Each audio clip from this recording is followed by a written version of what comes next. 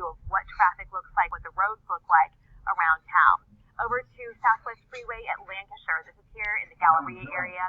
Traffic, a few cars out there right now, but the problem with getting onto the freeway is that once you're there, if you are safely able to do that, which is not likely, it could be impossible to get off the freeway. Many of those interchanges, many of those feeder road lanes just completely inundated with water. So once you're on, that exit is likely covered in water because it is those freeway feeder road lanes that tend to collect water first and get completely flooded out. This is right here on the 610 South Loop at Fannin, not too far from NRG. I know a lot of you maybe know this intersection, know this stretch of freeway. You travel to those Hutchison scenes or any other events happening at NRG. The freeway feeder road lanes just completely underwater. We've barely seen any cars passing here on the freeway itself.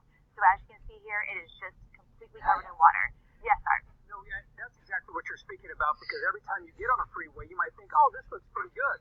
And then you run into that situation right there, right behind you. Yeah. And that is, Art, as you mentioned, exactly the problem, because if you are able to manage to find a way to get onto a freeway, this will likely be the scenario that will play out. This is right here on I-10 to Katy Freeway, Memorial Park here in the background. This is water right here. I know some of these transfer camera shots a little shady, a little bit difficult to see, but this dark shaded area right there, that is water covering the freeway, both directions. We're looking inbound right now. This car has been here for hours. I'm not sure if anybody's inside, hopefully not. Yeah. But traffic here, of course, not able to get through. Cars not able to get through. And once you're on the freeway lanes, it could be impossible to get off. So, of course, for most people, you are going to want to stay home, stay away from being on the road. That is the safest place to be, is off the freeways, off the roadways. Several of those low-lying roads, of course, completely inundated as well. Here's another look at the East Texas Freeway at the North Loop. And as you can see, this spot also completely covered in water. So, I know for a lot of you, it's stir crazy just sitting at home. If you are listening to this, the best place to be, if you're not experiencing that home flooding, is to stay where you are. Yeah, and that includes tomorrow morning as well, the big rush hour. Absolutely, taking this day by day. Catherine, before we let you go, I was just going to say, I know you've been doing traffic in this town a very long time. You and I are both Houstonians. Yes. We've never seen anything like this with our massive freeway system. It just pales in comparison. The amount that we're seeing, the amount of water, the way that the freeways are covered, the way that our other roadways are covered, extremely dangerous situation. The decisions that you make today, the decisions you make tomorrow, the decisions you make in the next days, you continue to see this develop, impacts your life, impacts your family, and the lives of other people who may be out there to try to assist you if you were to attempt to go out and try to navigate this. All right, good update. Thank you, Catherine. Appreciate it. Now, Marla Carter is out there at Bentock. She's been out there because in these locations, and right now Liberty is seeing very, very heavy rain, and it extends all the way down to just to the northeast of Galveston itself. That as bands continue to feed in from the Gulf of Mexico, the moisture is plentiful right now. The system itself is still centered down around Victoria. The winds are at 40 miles an hour, so no longer a hurricane, but still a tropical storm, a minimal tropical storm. But at this point, it's really all semantics, because this system doesn't weaken enough or move away enough for us to dry out in Houston and southeast Texas for about 3, maybe 4 to 5 days to come.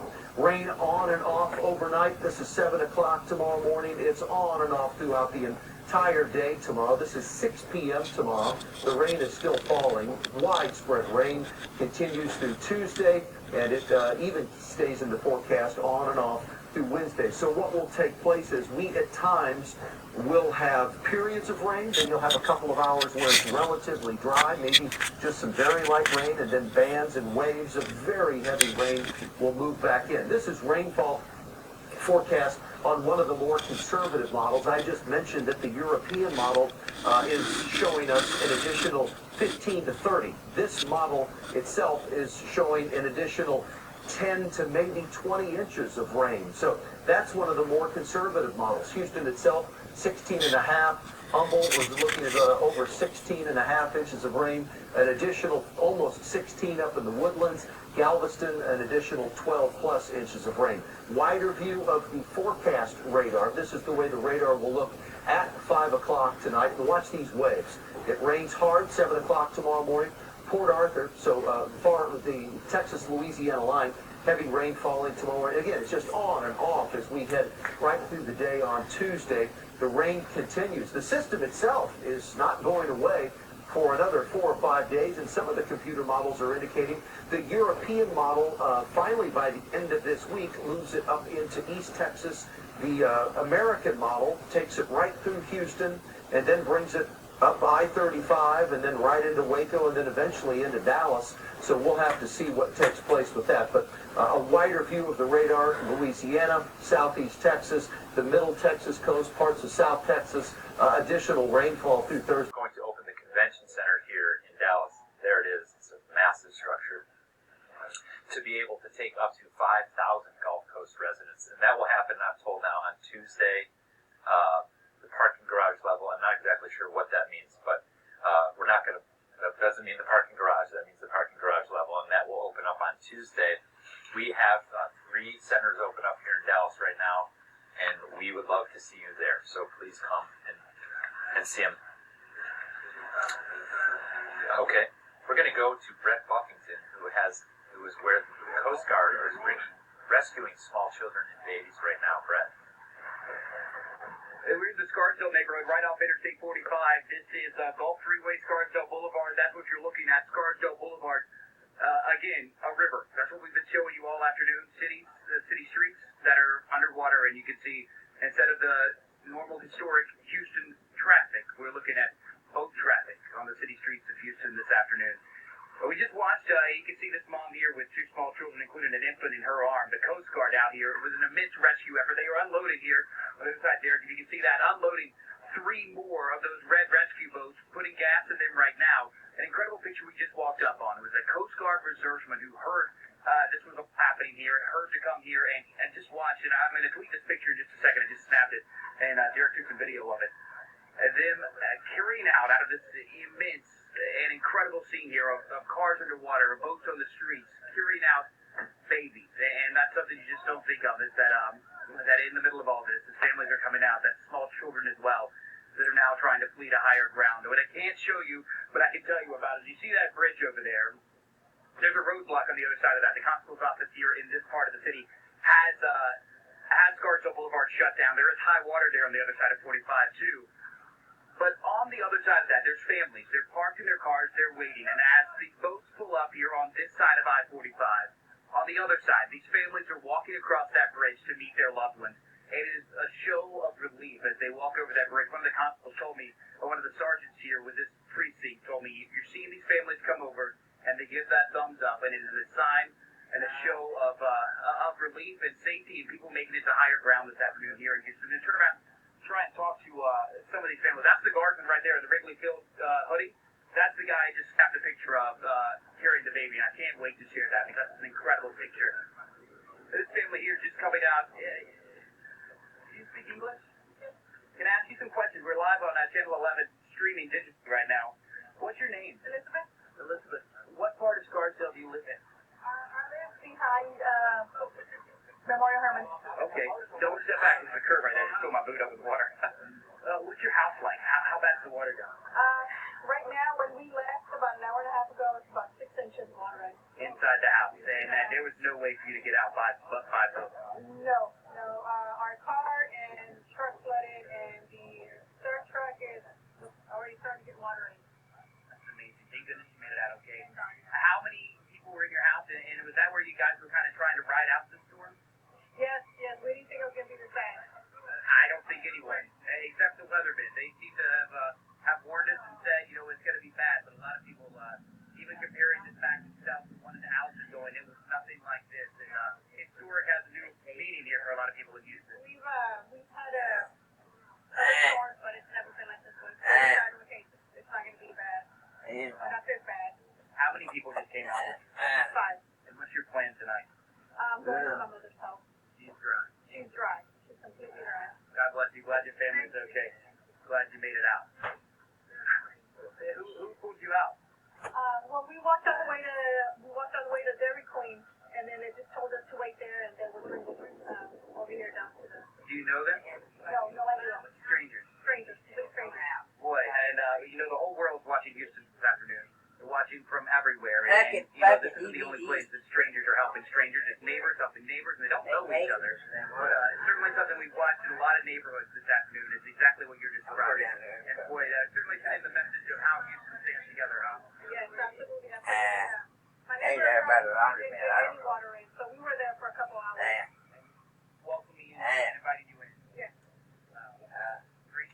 you're looking at such a tragedy and such devastation with all this water, but then you're hearing, and hold on, but you're probably going to get whipped around as this airboat pulls off. Elizabeth, great to meet you. Great to meet you. I'm glad your family's safe. You're seeing such devastation and such horrible pictures with all this water and hearing stories like that of houses that are flooding and cars that are lost, property that people won't get back. But as you're looking at that, you're hearing stories like hers right there where she was able to go right across the street. Her neighbor didn't have any water. She was able to hunker down there until she made the call that, there's no other way out. We have to get out now as the water is coming into 6 inches in her house. And she walked to a Dairy Queen and strangers pulled up and said, here, let me help you get out of this water. Again, showing you, we just got here, just came over the bridge ourselves. You can see the Coast Guard again unloading boats to go into this neighborhood here, the Scarsdale neighborhood. And then on the other side of that, the Houston Police Department has a high water deuce and a half truck there, as they have been going in and out of neighborhoods just like this one across the city where there is high water this afternoon, going in and helping people get out. And driving through these neighborhoods, impossible except unless you have a high water vehicle like that. You can see this Cadillac right here, the light. It looked like they were still running, I guess not. Might have been that flag reflecting the windshield there, but a Cadillac parked in the water. There's a Chevrolet truck, a high truck in the water, and then look just to the other side of that. Can you see that? This family coming out here, some of their stuff in a boat, and look at that behind there, up to almost their necks in water here on Scarsdale Boulevard. That guy carrying his dog out of the water. And certainly, stay with us for just a second, because the guy in the boat has a young child with him, and I certainly want to talk to this family as they come out of the water here about what they've seen, about what they've just literally waded through with what they could put in the boat. And, I've asked a lot of people this afternoon as they've made their way out of the water what they had with them. How do you decide that when you're leaving your house, you don't know what you're going back to? What do you pack in your bag? What do you bring with you? What do you put in your tote? A lot of people have said clothes because they're going to need clothes for the next few days. And you asked that question, and then you heard I asked a lady over as we were in another neighborhood. I asked her that, and she got really emotional because, you don't know. As the water's this high, and we're forecasted to get more rain, they don't know what they might be going back to. David? Brad, I appreciate that coverage, and really so dramatic and bringing us the human details of things. Let's go to Jason Miles, who has a similar great human story of survival here. He's helping him with the seatbelt. It's more important. Give me a second. He's helping him get the seatbelt on there. What a good reporter should do. It's okay. I was helping this little baby and her grandmother. What is your name? Dianora. Senora? Dianora. Dianora. Tell me about your evening and this morning and today. Oh, it was awful. We wake up, and when I saw the house, it was completely flooded inside. The water came to my knee. And I was taking care of my granddaughter for my daughter. And then she says, I'm going to look for somebody to come and pick you up because, it was getting worse inside. So this is your granddaughter. My granddaughter. What's her name? Sophia. Sophia. It's okay. It's gonna be better, I think. Yeah. You've been through a lot. So what's next for you guys? Well, we're trying to go to a shelter, go to my house in Galveston, and see how it is right now. These next 24 hours. And as that rain just keeps falling, the water just keeps rising there, and that's not the only problem. Check out what it's leaving behind. There's a massive sinkhole that swallowed up a road in Rosenberg, that's just southwest of Houston. Our Larry Seward is there. Was the road up above moments ago? Another section of the road dropped into a giant sinkhole, which you see here. This is pretty remarkable. The entire width of the road, I'm talking 5 lanes now, sunken down into what was a drainage canal ditch of some sort. You can see, well, you could see before the asphalt covered it, giant pipes built to drain stormwater coming from the neighborhoods that are behind this area in Rosenberg. But now you can see the water pushing through. The earth sunk around it. The asphalt dropped early this morning. The lanes closest to our cameras are what collapsed first. You can see the guardrail. You can see the concrete structure. Those gave way first. Slowly but surely, chunks of earth under the rest of the road eroded, fell apart, dropped into the water there that you see here. And this road has been closed pretty much all day for obvious reasons. People getting around other ways here. So not only dealing with flooding rains and some slight winds, but now a giant sinkhole.